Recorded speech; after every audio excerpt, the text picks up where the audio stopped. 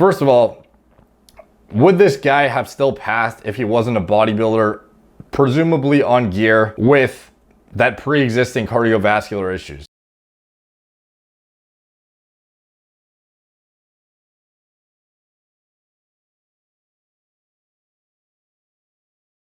What's up guys, Derek, moreplaysmoredates.com. Today we're going to be talking about influencer Dmitriy Stuzhuk.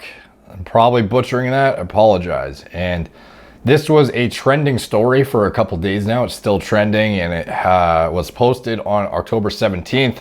A bunch of news sites are picking it up, and it kind of has a lot of crossover because it's about a fitness influencer who may or may not have died from COVID-19 as a result of pre-existing cardiovascular complications. So in this article, influencer Dmitriy Stuzhuk dead of coronavirus after telling followers it wasn't real. Coronavirus has taken another life. Fitness influencer Dmitriy Stuzhuk has passed away at the age of 33 after suffering from complications related to COVID-19. The social media star's ex-wife, Sophia Stuzhuk, with whom he shared 3 kids, confirmed his death in a detailed Instagram post on Saturday, October 17th. So this was her post, and presumably I guess these are pretty big fitness influencers. Frankly, I haven't heard of them, but I guess in Russia, they're definitely pretty popular, or just worldwide, and I've just never heard of them, to be honest. But obviously this is a big story in our niche here. So she goes on to elaborate about their personal relationship,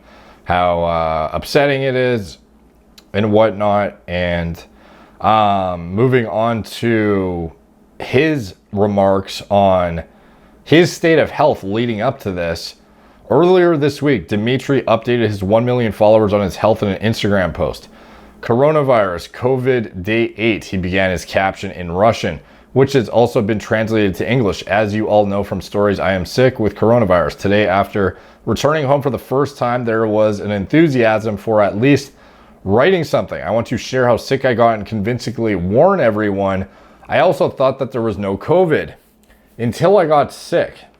According to The Sun, the fitness influencer contracted COVID-19 during a trip to Turkey and was treated in his native Ukraine.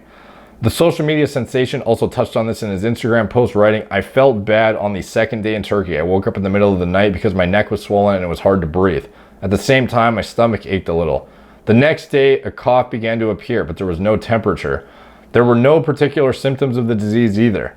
So I thought that these could be consequences after playing sports, changing the climate and nutrition, and plus sleeping under air conditioning, he continued. After returning from Turkey, I immediately went to take various tests, do an ultrasound scan, and just in case, decide to take a COVID test. It turned out to be positive, and here is the last post he ever made on his Instagram. He has over 1 million followers, by the way. So this guy is a very big influencer, and a lot of people saw this. Dmitry explained he took a CT scan and was later prescribed treatment and began to insist on hospitalization. This is another story because now there are renovations going on. The hospital is completely filled with people. Some of them live in the corridor, he explained. There's no food, no paper, no cutlery either. Nobody warned me about this. The fitness guru also described his treatment in detail, sharing they gave me an oxygen apparatus for breathing since I have low oxygen level. Although I think it is considered critical after 90. For me, 94 to 96 is quite permissible for treatment at home. The doctor in the waiting room told me the same thing. He explained that he did end up being treated at home after feeling it was more convenient and comfortable. However, The Sun reports Dmitry was rushed back to the hospital following his at-home treatment. Sophia said, per the outlet, that her husband was in grave condition and unconscious. She revealed that the fitness star had problems with his cardiovascular system. His heart is not coping, she expressed at the time. His state is extremely grave. No one can do anything with this. Shortly after, he passed away. Now, this story has been covered numerous times by numerous different news outlets at this point, and a lot of people are going back to the fact that he supposedly had pre-existing cardiovascular complications that would have led to this being a more likely outcome. And obviously, as a guy in the fitness industry who can spot guys on gear, it's not hard to tell that this guy was probably doing something that may have exacerbated his cardiovascular risk that may have then, led to some sort of compounding effect with your susceptibility to the intensity of a COVID-19 poor outcome. This is what I'm gonna say. So how that would be facilitated, this is kind of what I want to get into, because there are a lot of bodybuilders who watch my channel, a lot of guys who are trying to be proactive about their health, and a lot of guys who like cardiovascular disease risk is like one of the biggest concerns in bodybuilding. And above and beyond that, knowing there's a disease that may or may not be super infectious that could exacerbate this to an even greater extent and push you over the edge if you are at high level of cardiovascular risk to begin with, it would be good to know the mechanism of action so you can know what you're dealing with exactly. So first of all, would this guy have still passed if he wasn't a bodybuilder, presumably on gear with that pre-existing cardiovascular issues? You know, hard to say. The statistics are in favor that he would have been fine and survived. But again, we can only speculate exactly what happened. So again, I'm just going to present you with the mechanism here, and then you can take from that what you will. So ACE2 is a protein on the surface of many cell types. It's an enzyme that generates small proteins by cutting up the larger protein angiotensinogen, and that then goes on to regulate functions in the cell.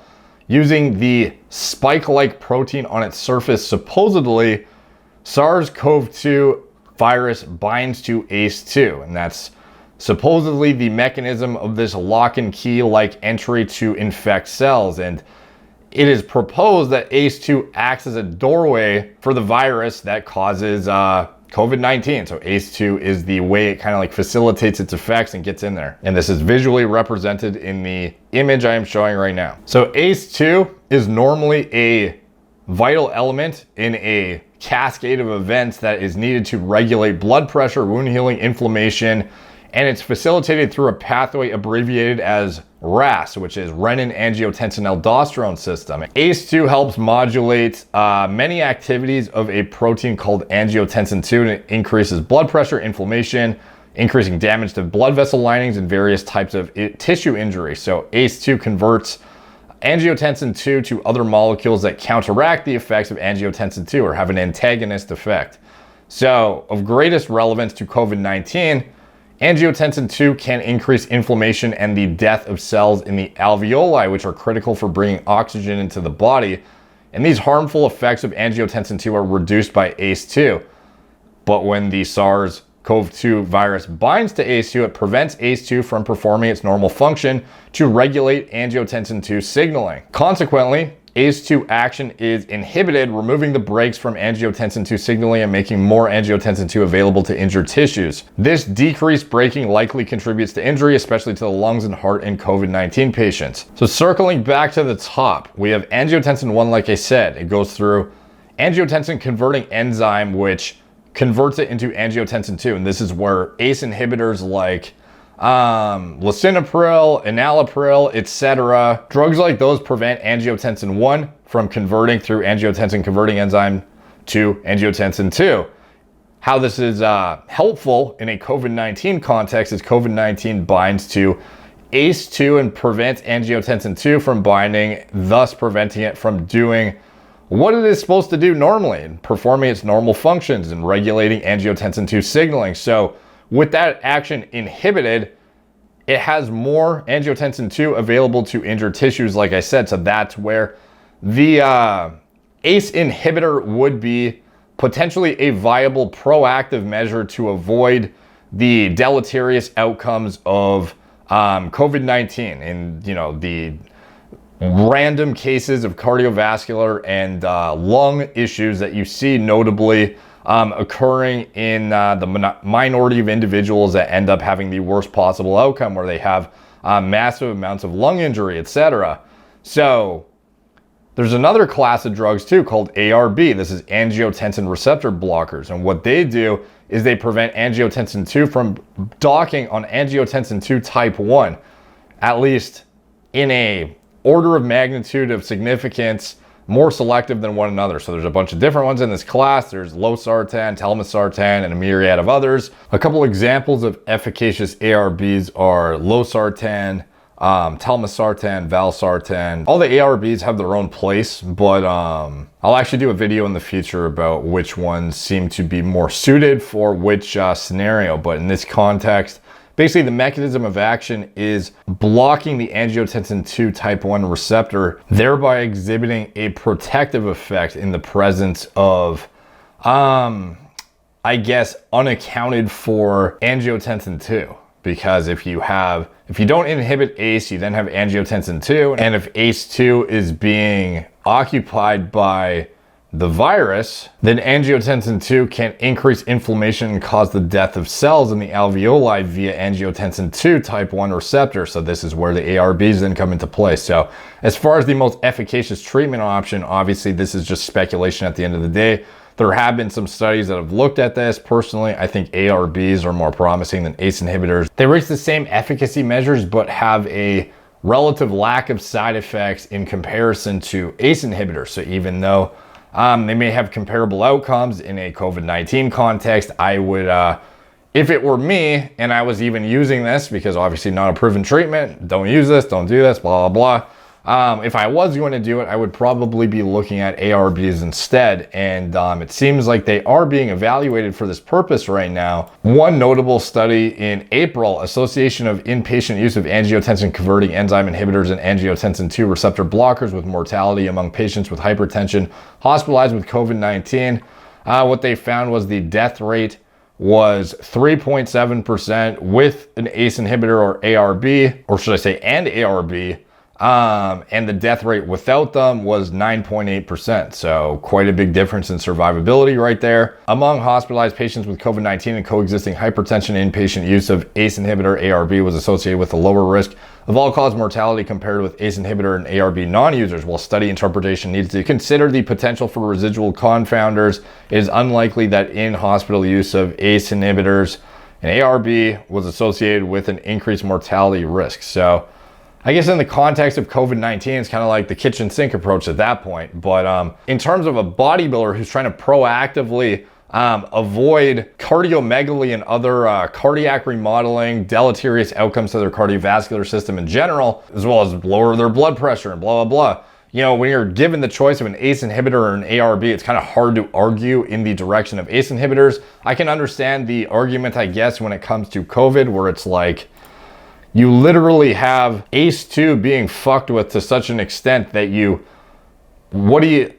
basically just hoping that the, end stage, the final guardian of the fucking receptor is going to be able to take care of it via angiotensin-receptor blockade when you could otherwise inhibit angiotensin-converting enzyme upstream as well to perhaps even give a compounding level of protection.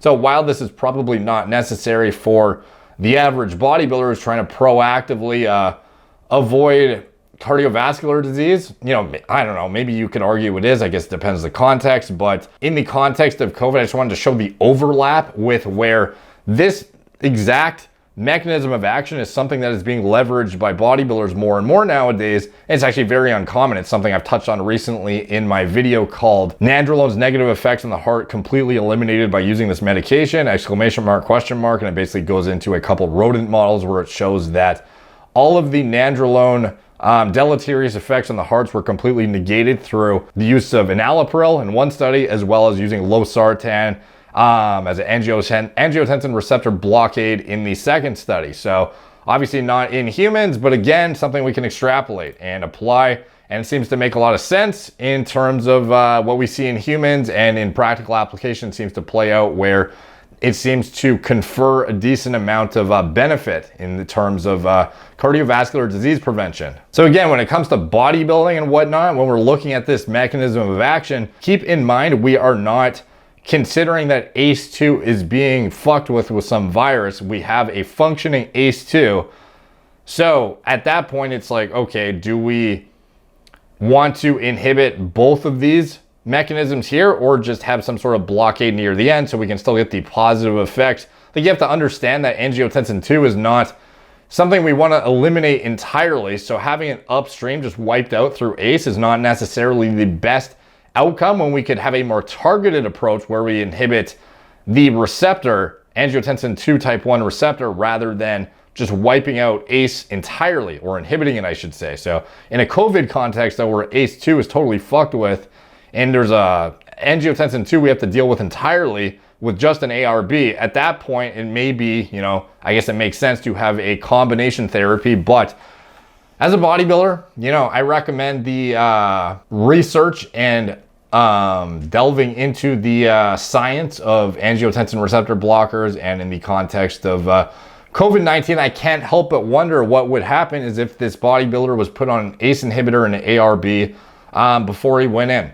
It would be interesting if he would have survived or not. So anyways, this is just good science to know because it has direct overlap, not only with your cardiovascular disease prevention potentially, but as well with COVID-19 supposedly potentially being this super high rate of infection thing that, you know, is going around like crazy. So it would be good to know exactly how it works, how it gets into the body and infects you, and the mechanism of action by which it can cause all this damage in organs. So if you actually know how it works through this ACE2, you may be able to actually look at it from a bird's eye view yourself and kind of think of what is the most best preventative approach for you potentially. I don't know. Either way, there's some interesting data to delve into.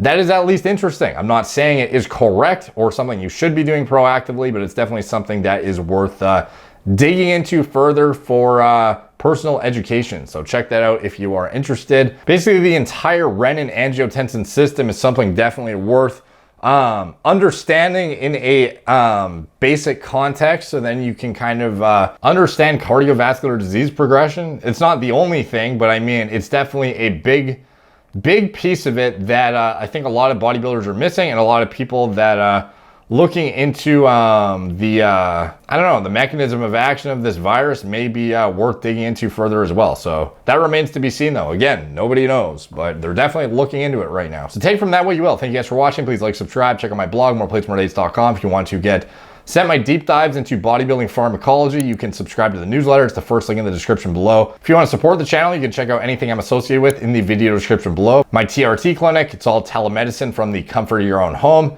You get your own protocol designed just for you based on your own individual blood work. Any imbalances or deficiencies you have will be addressed with your own specialized protocol, and it'll be sent to you right to your door from the comfort of your own home. Like I said, you don't even need to leave the house to talk to the doctor. It's all over Skype, FaceTime, Zoom, whatever's convenient for you. If you want to support Gorilla Mind, Gorilla Mode, my turnkey nootropic and pre-workout formulas I designed from scratch myself. I literally write these out in a Word document, and it consists of the exact stuff I used to mix up in college in my kitchen. Then I now have turnkey formulas ready to go, private labels, so you don't have to act like a chemist like I used to, and I don't have to do that either now. So Gorilla Mode, the hybrid maxed out comprehensive formula. Go pull out your current pre, look at the label, compare it to the label on Gorilla Mode. Classic. This is the maxed out hybrid formula with the 9-gram dose of L-citrulline, 5 grams of creatine monohydrate, high dose of glycer pump, betaine, agmatine sulfate. Also has a potent nootropic component through the L-tyrosine. The Kana has a high dose of stimulants through the caffeine and phenyl dimethylamine citrates, as well as the huperzine with the nootropics. And this is the most maxed out comprehensive formula on the market, bar none. You will not find a topped out dose of L-citrulline in any other product like this. And if it is, it's going to be inflated with malic acid. I can almost assure you that. This is why we have it listed separately, so you can clearly see there is 9 grams of pure L-citrulline, and the malic acid is added on top separately.